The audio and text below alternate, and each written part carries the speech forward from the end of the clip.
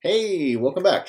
So, I have another exciting book for us to review and look upon. So, hope things are going okay. I'm hoping that these book reviews are kind of enlightening you a little bit because it gives me a little bit of better way of kind of describing to you what I think about them, and you watching them you kind of get some help as well on them, because reading, remember, is supposed to be fun, but it's also to enlighten your thinking a little bit. Sometimes reading different things, different concepts, different genres, how you say it, and then it kind of gives you ideas about new ideas you think about. Sometimes you add on to your old things and helps to bring out some new thinking.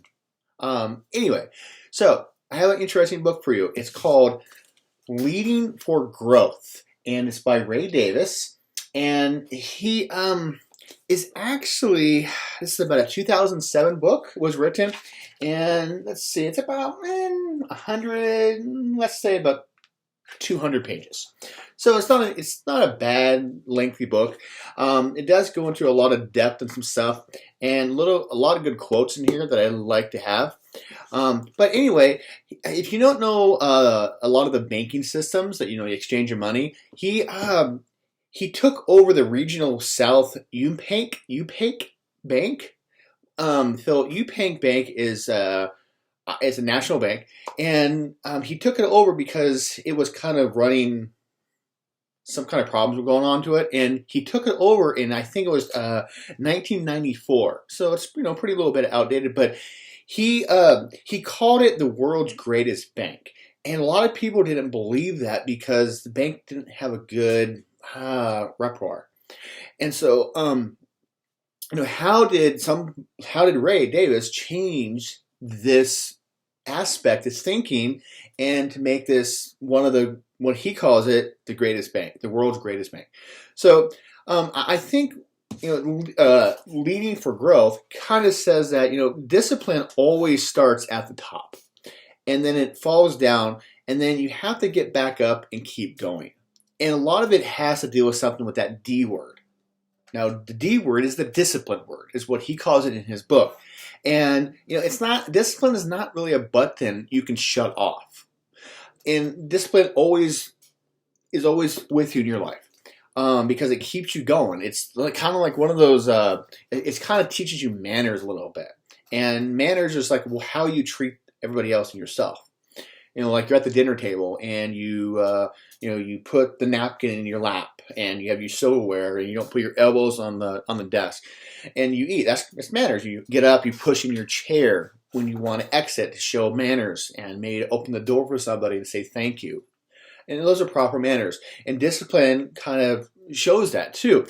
So, you know, he kind of, most of these books, a lot of them talk about leadership and how to lead. And I know that's kind of what I've been giving you from so far.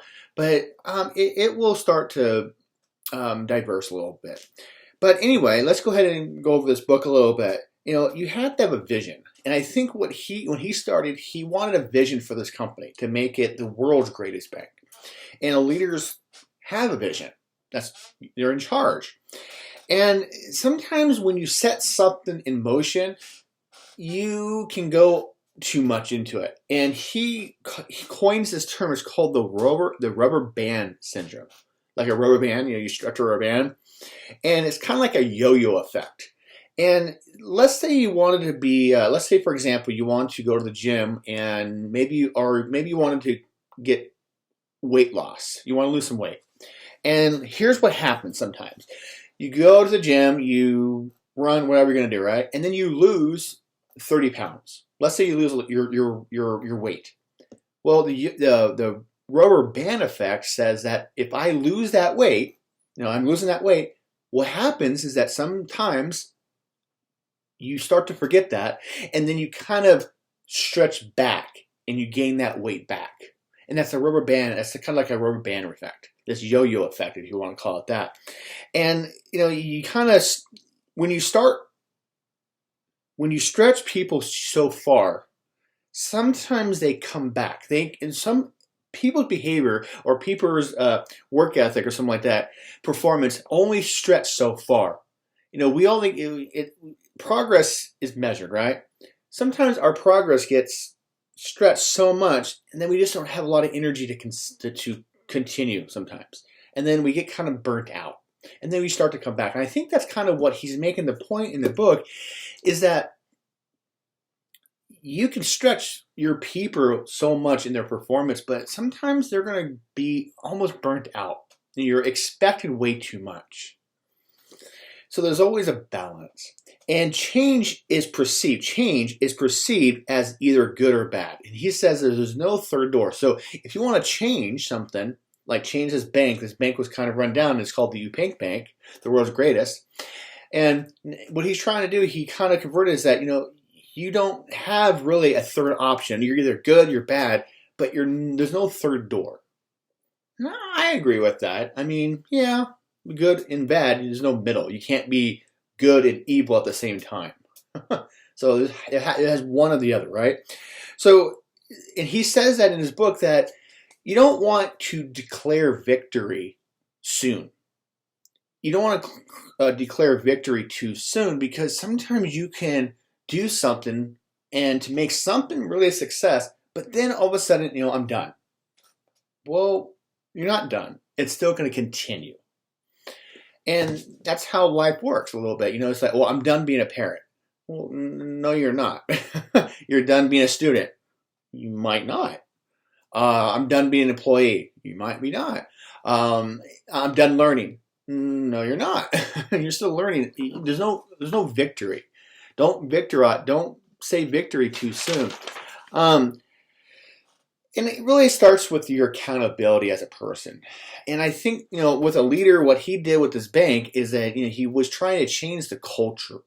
Culture is what other people believe, is what you want them to practice to be part of this combined system now that we have put into our culture, in our mechanisms. Isn't a different word for that or not?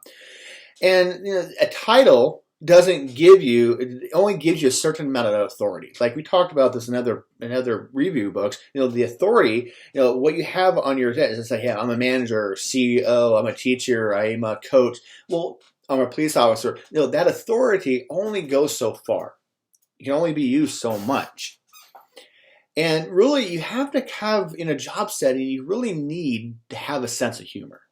You really need to refuse of talking negative about somebody else. Maybe your culture is, we strive for perfection. We want everybody to be positive. We want everybody to have fun at the job. And sometimes when you go off that culture, they're gonna knock you down a little bit, because that's not what we do here. And you should have some fun in your job. Don't talk negative about any coworkers, because sometimes that comes around and bites you what. And you always want to compliment people. Maybe your culture is, we want to make sure our customers, when they walk through the door, they're very comfortable. They have the best customer service. And that's your culture. You're very welcome. And you don't want to be afraid. Don't be afraid to break rules, but make sure you own up to them and say, why do you break that rule? Why didn't you, sign some paperwork? Well, I just didn't feel comfortable with that delivery. I didn't say hi to that customer because they just gave me the wrong look and stuff like that. It just really irritated. I didn't know why. Okay. Maybe I just didn't help that customer with finding that product because they just had a nasty attitude. And I just didn't want to help that. That's probably some good example, maybe some bad examples, but it's something that you want to keep that culture. You want to keep that atmosphere active. And a leader is really supposed to communicate that. A manager is really supposed to communicate that with the system too, because the manager is somebody that watches over you, makes sure you're doing your job. And a leader keeps people. Sometimes leaders keep people at a distance because they are unsure of themselves and they don't really want them to expose any weaknesses they have. maybe they're in charge of this bank branch, and they kind of don't really have the best communication because they're weak in certain areas. A lot of people are not 100% in every area. We all have weaknesses. We can talk about big CEOs like Elon Musk. We can talk about Jeff Bezos. We can talk like the investment group of Warren Buffett. Many. They all have a certain amount of weaknesses. Yeah, they're with billions, and they have a lot of weaknesses, and that they just don't show. And maybe they're people orientated when they talking to them. I don't know. I never really talked to somebody like that, but I've seen some TV or on the news, and sometimes they're kind of. You always think that they're missing something, but I don't know. But we always kind of think that. And when Ray was starting this, taking this bank over, he was saying that you always want to get the right people on the bus. And what he's mean by that, you want to have the right people involved because that's what makes your basketball team. That's what makes your company strive. That's what makes your baseball team good. If you're talking about sports, you want the right people on your bus, right? And the bus is a metaphor, right, by the way, for your system, your complete system. And you want those people to make sure that culture is being really good and everything like that. So you kind of have to know yourself. So leaders in that position, they have to keep they have to keep on this. They have to keep honest, and they have to keep the collaboration open and the accountability factor. And getting things done isn't really tactics. It's the heart and soul of the company. So the heart and soul is what you believe the company is. And what you're doing to fulfill that heart and soul is the main objective, but it's part of that culture that you're trying to get that company going. And a lot of it's attitude and character. And a lot of it's ethics. Ethics is, right and wrong, what distinguishes right and wrong. And that's a whole big, another concept on ethics. And it's all values too, what you take to when you're working, what do you take to the job to make you be an important employer. Employees want to show their employer that they are worth something. And if you're going to a job interview and you're saying, hey, you know what, this is my first job interview, and you're being honest to the people that you're trying to get that job, that's a good indicator because they want to see honesty, but they also want to see encouragement of you to have a good work ethic and be accountable for your actions. They might say that, if you made a mistake, how would you go by owning up to it? They might ask you that question. And that's what a true leader or a true manager is supposed to ask, because they want the right people in the organization, because they don't want somebody just, they lie, because lying is not going to get you anywhere, right? It might get you some so far, but lying doesn't always help everything. So it's what you bring. And so it's about fairness and have an opportunity to show them what you can do as an employee.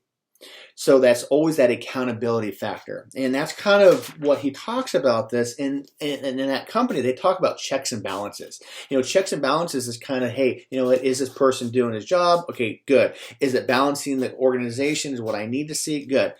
And then you have a competition. Competition is actually really good. And competition might not feel so good to certain other people, but he describes that competition, the reason we have competition, the purpose of competition is not to create winners or losers, but to inspire everybody to higher and higher levels of performance. So competition actually makes you hopefully go higher. It's not about winning or losing. Some people do that, and they think that, I'm going to compete and I'm going to be a winner. I get a trophy. Ha ha ha ha. No. It's about you rising higher to make yourself better for yourself. You achieve something for yourself and not to show off. And I think sometimes I think sports does that to us. They just want to show off. They have all this money sometimes, and they can do what the hell they want. And it's that return on quality. Let's say, for example, that you ever go into a store and you have poor service, and somebody was treating you unfairly, or maybe they thought they had a bad attitude, maybe you went out to dinner and they sat you down, but the waitresses was like, they don't care. They're not going to respond to everything you talk to. They don't say hi or whatever. They kind of have that little pushy attitude. You can kind of see that when you go and sit down in a restaurant or help at some kind of store. You have this employee that kind of does that, right?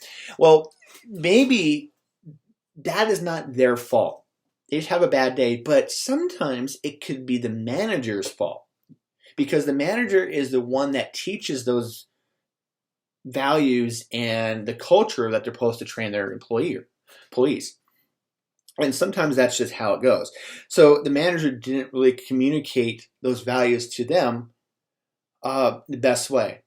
So it might not be that person's fault. It might be management that needs to adjust some of their stuff too, or how to talk into. And it values is kind of what you express. Kindness, considerate, those are the values and stuff like that. They're like vitamins, and they're required for growth and development of a company. So vitamins are kind of like what you're putting into your company every single day, and you got to keep doing it. And those are kind of like your values, right? So you have to train all your people who come in contact with customers to handle the jobs of everything. So it's always good if you're going to employ people to kind of train them in every kind of field.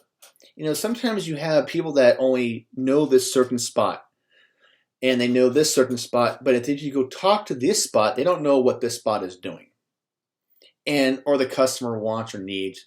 And it's good to have everybody on board. It's kind of like sitting in a classroom, and you say, okay, the teacher in the classroom says, the group over here, you're only going to do this. You're only going to learn this year. The group over here, you're only going to learn this, and that's it every year. And there's no middle ground. It's just here, here, and here. And so you kind of want to teach everybody, a little bit about everything. A well-rounded person in a company, think about it. So it's about the culture. It's the heart and soul of your organization. It's the passion you bring. It's what you stand for. Schools are like this. Schools hopefully want a culture of, rising towards the star, going to the stars, or shooting to the stars, and trying your best, be college ready, be career ready. Some schools, that's their culture, and then they're really dedicated to that. And that's what they're signed up for, or not signed up for, but that's what they're showing. So it's almost like raising a teenager. It needs a lot of constant attention. And I'm not trying to pick on teenagers, but Ray was saying, it's kind of like raising a teenager. You always are raising a child, whatever, or raising a puppy. You always have to give it constant attention for it to keep going. There's always a balance. And that balance can be fun. I mean, it can be fun in business. You want to keep a little bit of a sense of humor in whatever you're doing. Because if you make it too dull, then it kind of gets boring. You don't want to be serious too much. And you want to open that communication, because that communication shows a balance between what you can communicate. And it has to come across to everybody. And it's also your identity, who you guys are. My identity is this, and that's what I want to show here.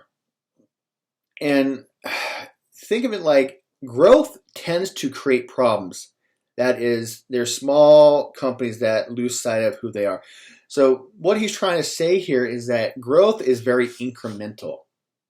You can't just shoot just like that and expect everything done. No, it's a gradual change. It's a gradual change in the company. But you want to make every step count. But sometimes those steps are a little bit more harder to reach. And that's pretty much what's going on when he's trying to grow this company. When he did, is that he's trying to make everybody work a little bit harder, but have fun and know everything about the business. So the conclusion that I have for this book and what he wrote is that, remember, there's no better or worse. There's no middle ground. There's no door number 3, as he calls it. And growth means different things. For him in this UPAC bank, he says, growth is mostly just, the maturity of things, the self-image of what you're given, and the wisdom of what you're accessing. So growth, like maybe a person, We to make somebody grow, you want to show maturity. You want to show wisdom. They're getting smarter, and you also want to sell their interest. They see the sightness. They see they're dedicated. It's maturity. Bottom line, you're growing. You're changing. It's a lot. It's a lot of progress. In progress, there's no ending to it. Progress means that you are reaching to a goal or reaching to goals, and it's little increment changes, but the progress is never ending. And you have to believe in yourself that you can always get there, and you can try. And you have to use a little bit of persuasion. Persuasion means you're trying to share or get people on your side, and that's what a leader does in a company. That's what a coach does for their team. That's what a teacher does for their classroom. That's what managers do at a company.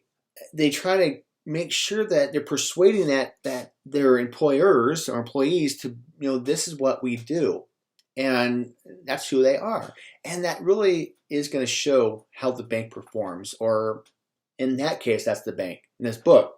But in reality, in the real life, I should say, here without the bank, is really we are maturing every day because we're trying to better ourselves with everything that we do. And I'm hoping that we are bettering ourselves and not going the other way. We should be growing and getting more experiences as we climb and as we get older and get wiser and be more accepting and evolving. But I'm hoping that we're not going the other way. You should be exponential, not declining. So, interesting book. Like I said, there's a lot of stuff in there, but it's an easy read. Not too bad, but there's a lot of good stuff to that. So, hopefully you found that valuable. Remember, learning something every day is good, and hopefully making a change in your life is good too. So, I will see you in the next one. Thank you.